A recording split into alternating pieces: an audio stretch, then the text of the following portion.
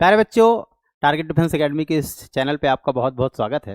तो बच्चों, आज हम डिस्कशन करेंगे कि एनडीए का जो पैटर्न क्या है और सिलेबस क्या है। हर एक सब्जेक्ट का सिलेबस हम थोड़ा सा डिटेल में डिस्कस करने वाले हैं।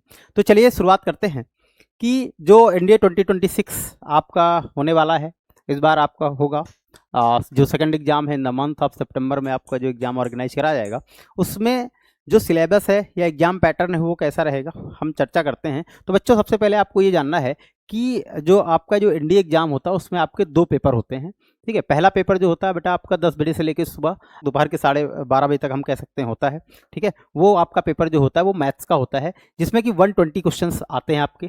ठीक है, क्वेश्चंस का जो स्टैंडर्ड होता है एनसीईआरटी लेवल पे होता है, थोड़ा सा हाई रहता है, हम डिक्टो एनसीईआरटी नहीं कह सकते हैं, थोड़ा सा हाई रहता है। और 11th 12th का पोर्शन जो होता है वो मैक्सिमम आपको देखने को मिलता है। 120 क्वेश्चंस होते हैं, 2.5 आवर्स जो होता है वो आपको टाइम मिलता है कंप्लीट करने के लिए। दूसरा पेपर आपका होता है जो शाम को 2 बजे से लेके 4:30 तक आपको देखने को मिलता है। ठीक है, इसमें जो क्वेश्चन होता है 150 क्वेश्चंस होते हैं और इसकी भी टाइमिंग जो होती है आपकी 2.5 आवर्स होती है। तो ये तो रहा एग्जाम पैटर्न। अब हम चलते हैं सिलेबस के बारे में बात करते हैं, चर्चा करते हैं। ठीक है, तो मैं एनडीए का सिलेबस अगर मैथमेटिक्स की बात करें तो जो सिलेबस होता है इसमें जो चैप्टर्स आते हैं, ठीक है, वो सेट्स, रिलेशन एंड फंक्शन होता है। ठीक है, जो आपने 11th क्लास में पढ़ रखा होगा। अलजेब्रा होता है, अलजेब्रा में बहुत सारे कॉन्सेप्ट होते हैं, जैसे आपके क्वाड्रेटिक इक्वेशन हो गया, ठीक है, कॉम्प्लेक्स नंबर हो गया, ये सारे चैप्टर्स। ठीक है, मैट्रिक्स एंड डिटर्मिनेंट्स होता है, ट्रिग्नोमेट्री होता है। ट्रिग्नोमेट्री में यहाँ सारी ट्रिग्नोमेट्री की बात हो रही है। ठीक है, एंगल एंड रेशियोज हो गया आपका, इनवर्स ट्रिग्नोमेट्रिक फंक्शन हो गया, हाइट एंड डिस्टेंस हो गया, ये सारे चैप्टर्स आपके इसमें इंक्लूडेड रहते हैं। जियोमेट्री हो गया, इसमें आपका 2D 3D वेक्टर, ठीक है, इंटीग्रल कैलकुलस हो गया, डिफरेंशियल इक्वेशंस हो गया। ठीक है, पूरा आपका पूरा इंटीग्रेशन, डिफरेंशिएशन या एप्लीकेशन ऑफ इंटीग्रेशन या एप्लीकेशन ऑफ डिफरेंशिएशन, ये सारा कुछ आपका पूछा जाता है। स्टैट्स एंड प्रोबेबिलिटी के क्वेश्चंस आपको देखने मिलते हैं। प्रोबेबिलिटी के क्वेश्चन हम देख रहे हैं कि पिछले कई एग्जामों में इसका जो वेटेज है वो लगातार बढ़ता ही जा रहा है। एनालिटिकल ज्योमेट्री की बात करें 2D एंड 3D, ठीक है, डिफरेंशियल कैलकुलस पूरा की बात करें, ठीक है, लॉग चैप्टर जो है बेटा वो भी आपका बहुत ज़्यादा आपको वेटेज जो है लॉग का उतना नहीं होता, लॉग के 2 से 3 क्वेश्चन ही आते हैं, ज़्यादा नहीं होता है। ठीक है, लेकिन बाकी जितने चैप्टर्स आपके दिए हैं इसका वेटेज काफ़ी अच्छा खासा देखने को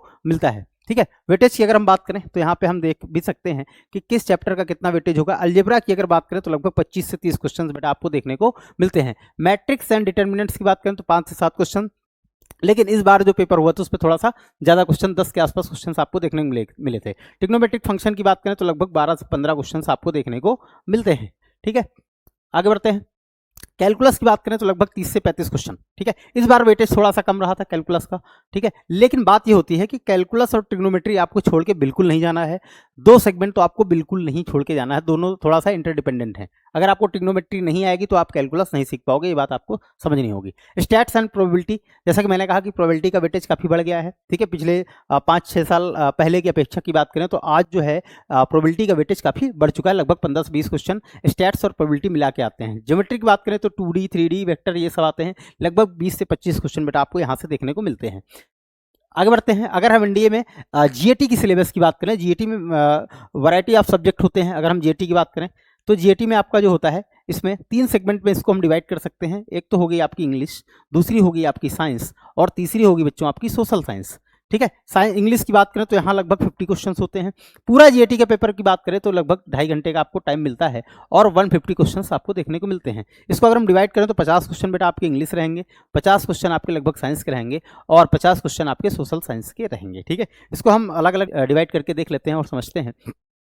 तो अगर जीएटी में बात करें तो जैसा मैंने आपको कहा कि इंग्लिश का एक सेगमेंट रहता है, ठीक है, फिर साइंस का एक सेगमेंट रहता है और फिर आपका सोशल साइंस का रहता है। ये रहा आपका साइंस का। ठीक है, साइंस में बेटा आपकी फिजिक्स, केमिस्ट्री और बायोलॉजी रहती है। ठीक है, फिजिक्स की बात करें तो लगभग इसमें 25 क्वेश्चन आपको देखने को मिलता है। केमिस्ट्री और बायोलॉजी की बात करें ये मिला के आपको 25 क्वेश्चन देखने को मिलते हैं। पॉलिटी, हिस्ट्री और ज्योग्राफी की बात करें तो इसमें सबसे ज़्यादा जो वेटेज होता है वो ज्योग्राफी का होता है। लगभग कम से कम 18 से 20 क्वेश्चन आपको ये देखने को मिलते हैं। हिस्ट्री का लगभग 10 से 12 क्वेश्चन आपको देखने को मिलते हैं। 7 से 8 क्वेश्चन इसके देखने को मिलते हैं और करंट अफेयर्स, बाकी जो आपके करंट अफेयर्स के रहते हैं 2 से 3 क्वेश्चन बेटा आपको इकोनॉमिक्स के देखने को मिलते हैं। अगर मेरी माने या मेरी स्ट्रेटजी के हिसाब से अगर चलें तो आई थिंक आपको इकोनॉमिक का जो पोर्शन है वो आपको छोड़ देना चाहिए, क्योंकि 2-3 क्वेश्चन के लिए आपको बहुत ज़्यादा पढ़ना पड़ेगा। तो आई थिंक अच्छा यही है कि उसको, उस पोर्शन को क्या कर दें, स्किप कर दें, ना पढ़े तो ज़्यादा अच्छा है। इंग्लिश के बेटा आपको यहाँ 50 क्वेश्चन देखने को मिलते हैं। ठीक है, तो अब देख लेते हैं कि सिलेबस क्या क्या है, इंग्लिश में क्या क्या सिलेबस है। हम जरा बात करें तो इंग्लिश में बेटा लगभग 50 क्वेश्चन है। ठीक है, यहाँ पे दे रखा है क्वेश्चन नंबर ऑफ क्वेश्चंस कितने हैं, और हम अब बात करेंगे सिलेबस के बारे में।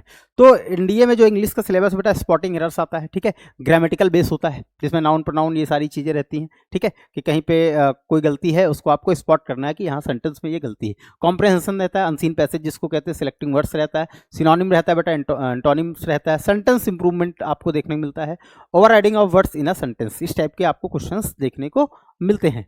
तो इंग्लिश का वेटेज बेटा काफ़ी ज़्यादा है, इसको आप जो है स्किप नहीं कर सकते एट एनी कॉस्ट। अगर हम बात करें फिजिक्स की, बात करें साइंस में, अगर हम फिजिक्स की बात करें तो आपको मैकेनिक्स जो पूरी फिजिक्स में आती है वो आती है, मैटर आता है, हीट एंड वेव मोशन आता है, थर्मोडायनेमिक्स कह सकते हैं पूरा आता है, optics and electricity, modern physics and its application, ठीक है। प्रैक्टिकल डिवाइसेस, सिंपल पेंडुलम का यूज कैसे है, उस पर थोड़ा बहुत फार्मूला बेस्ड आपसे क्वेश्चन पूछ लेता है, pulley, lever, pumps, lenses and safety, ठीक है। इससे क्वेश्चन आपको देखने को मिलते हैं फिजिक्स में। आगे बात करते हैं, अगर हम केमिस्ट्री की बात करें तो physical and chemical changes, elements, mixture and compounds, structure of atom, laws of chemical combination, acid base and salts, metals and non metals, chemical equations and formulas, important chemical and materials, environmental chemistry, carbon and its forms, oxidation and reduction, valency and molecular weight, ठीक है।